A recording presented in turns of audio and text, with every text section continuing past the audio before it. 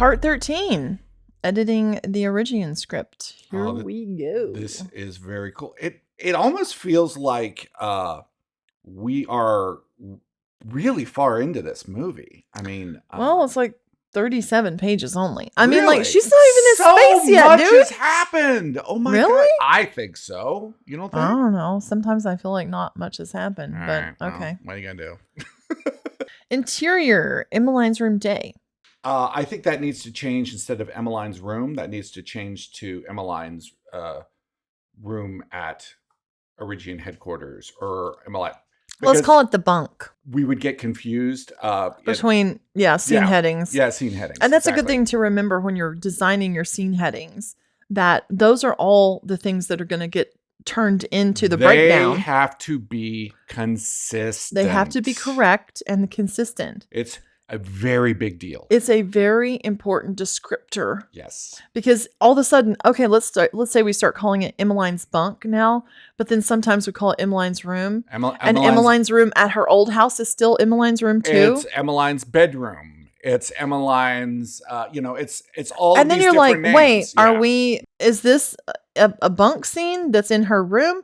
Or is this a room in her old house? Like, we know of which we speak, folks. Yeah, this is important. Created a clusterfuck for ourselves doing this. Yeah, and make sure you're giving yourself the correct scene breaks. Anytime that you're going to have to move the lighting, it's a scene break.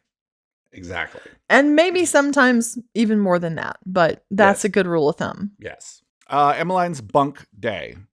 Her bunk is decorated with posters of space and rocket ships and Marvin the Martian. She has schematics and plans all over her table. The mission is her new obsession, and everything about this room exudes that. Emmeline comes into her room and finds Ian Solange looking at her dog, Robbie. Hello, Emmeline. They told me that I can't take Robbie with me. I know. That's unacceptable. Is it now? I've had Robbie most of my life. Is this about my surgery? Not at all. That was your decision. Emmeline, no one else gets to take their pet with them. Do you think it's fair that you get to do what no one else does? No one else can make their own pet. That is a good point. How about valid? That's a valid point. Okay. But there are personal items they would like to take. I don't think you understand, Mr. Solange. Oh, wow. This is supposed to be dialogue. Yeah, that's totally... Doing, doing, doing. That's wrong. That's wrong. It came up and we were like, oh. Yeah, I'm like, why is this all action sentences? Yeah. Dialogue. That's dialogue. Okay, let's try again. I don't think you understand, Mr. Solange. He's more than a pet or a personal item. He's been recording my life as long as he's existed. He's all of my memories. Really? He records everything? Yes, and he can play them back too. Did you ever have something you held on to from when you were young? Let's say, didn't you? Didn't you ever have something you held on to from when you were young? Yes. It's called Bay Pillow, and it has been in my family since 1909. That's gross. I do wash it. It may be the most valuable thing I own. Well, that's Robbie to me. Emmeline. Hey, let me ask you this. Mm-hmm.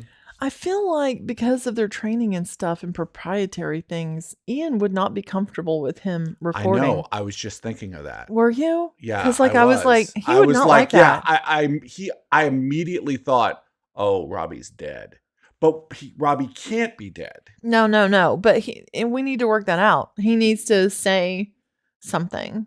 And she needs to say, well, they're double encrypted and, Okay, so okay. And he could be okay with it as long as he gets a copy. There. That's fair. You're going to have to start sharing them to our server. Yes. That's the only way I can allow that. I need you. Really? Yes. He records everything. Yeah, and he can play right here. Yeah, and he can play them back too. I'm not sure how comfortable I am with that. No, I mean, like, he needs to get pissed. Okay. I think he needs to get pissed. Okay. That's clearly A violation of our agreement. it's the same as journaling. I don't agree. Yeah, I don't agree. It could be seen as espionage. If the your wrong recordings were in the wrong hands, it could be seen as espionage. If you've been following along us like editing the script, you probably noticed there are lots of words I can't spell. But somehow espionage just shits out my fingertips. What was the word that you couldn't spell the Release. other day? Release. Release. Release. Right. I couldn't spell release. Couldn't spell release, but you've got coincidental like down. You know how to do that one. Yeah, espionage, ashwagandha. Yeah. I mean, just ridiculous but like words. Sometimes the simplest release. Words. Yes. Okay.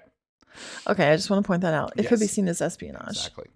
You had said the thing about the files are, triple encrypted and firewalled, and he's been instructed to erase everything if anyone attempts to hack him. He info dumps, not knowing the exact protocol you've got in place. I can't assess the security, but I do trust you. How about this? Download onto our server everything that Robbie has recorded since you entered the Origian program. Because if you look at her next line, which I do like the story, we have to get to. We have to get to that, right? We won't decommission him. Let's have Emmeline say. She needs to say like, that's an invasion of my privacy, and then we can get to. Yeah. Just say. Didn't you ever have? Okay. Start with that. Okay, yeah. Okay, let's try that. Really? He records everything. Yeah, and he can play it back too. That clearly is a violation of our agreement. That it's the same as journaling. I don't agree. If your recordings were in the wrong hands, it could be seen as espionage. Well, that's not possible. He's triple encrypted and firewalled. If any attempt is made to hack into his systems, he info dumps. Not knowing the exact protocol you've got in place, I can't assess the security. That's not the way you spell assess. That's asses. Well, you can't asses. A-C-E.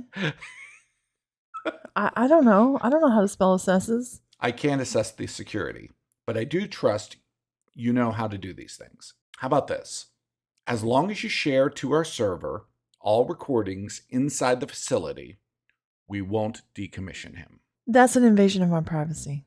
You're invading my privacy as well. Didn't you ever have something you held on to from when you were young? Yes. It's called Bay Pillow, and it has been in my family since 1909. That's gross. I do wash it. Maybe the most valuable thing I own. Well, that's Robbie to me. Emmeline, I need the ship to be your Robbie. We've tried to think of every possibility, but we can't really. The only thing that will get you through this mission is your head and your heart. I need you to love that ship. Then make Robbie a part of it. If Robbie is part of my ship, then I will love it till the day I die. Ian thinks a moment and then picks up a screwdriver. Will you bring the animal forward? He identifies as a robot. Will you bring the robot forward? Emmeline picks up Robbie and places him in front of Ian. Ian uses the screwdriver to anoint him like a sword would a knight. Huh? Like a knight would a sword. What? Like To anoint him like a a sword sword is would would a a knight. knight. Okay. Yes, that is correct. I mean, it's correct. It's weird, but it's Right. correct. Robbie, the dog robot, I anoint you as part of the Ascension Project for the rest of your days. You are tasked with traveling through the universe with your master, Emmeline, and to help her find the source of alien transmissions and to be our representative to a new species of life. Help Emmeline bring them back here, Robbie, and save us all. Do you agree to this most important task? It's very interesting because that little soliloquy, while he's anointing the dog, is laying out our story perfectly. Right. Like, if you ever wondered what Project Ascension was, there it was, folks. Yeah, maybe we use it as a trailer. Robbie surprises him by barking 3 times from a new voice processor Emmeline has installed and wags his back end. So it is written, so let it be done. Welcome to Project Ascension, Robbie. His salary will have to come out of yours. I understand. Thanks, you. Thank you, Mr. Solange.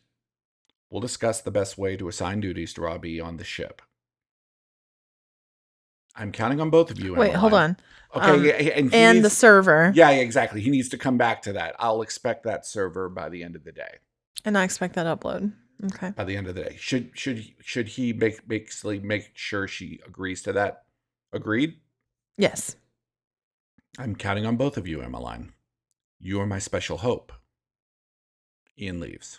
But yeah, it was so weird. No. The first thing I felt exactly the same thing, but what I was thinking was that maybe he was going to have a conversation with somebody else. I was going to bring it up after we finished here. I just think that would be very... The second I heard that, I was like, oh, shit.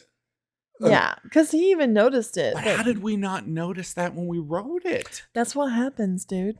Good Lord. You're like blinded by the fact that you've accomplished something sometimes, and you just really don't even really critique it. Yeah, I would just be like, yeah, I'm done with this movie. It's got no logic. That's true. One little thing that feels off, and you're just like, boom, over, done. The audience is out of it. Well, that's the way you felt when we watched Poor Things. You were kind of like, okay, I get this. And then some things happen, and you were like, I'm out.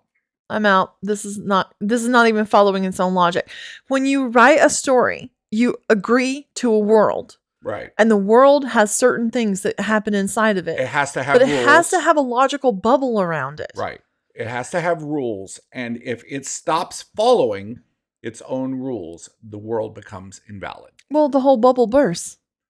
So here's the question. Can you write stories with no rules? Can you write a world that has no rules? Yes. You can. Yeah. I mean, that would be like Alice in Wonderland or something Hitchhiker's like that. Guide to the Galaxy kind of vibes. Right. Or, right. Yeah. There's a lot of things that just really adhere to their own chaos. Yes, that's true. But even in the midst of that chaos, there's still somebody will say, well, this particular character, only speaks, with boinks. Okay. Right. And as soon as that character doesn't speak with boink, and it's not explained why that character didn't speak with a boink, then it becomes invalid. Well, the mind is just like, wait, hold on. How did this character all of a sudden know English? Right. Exactly. I mean, it's just supposed to be just boinks. Right.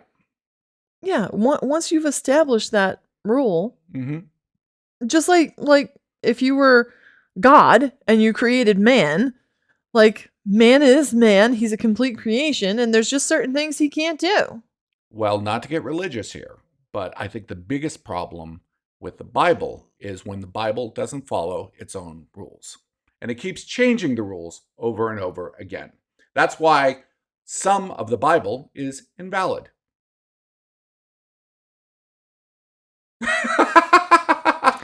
I thought it was the greatest story ever told. It is the greatest story ever told, but that doesn't mean that some of it is some bullshit. All right.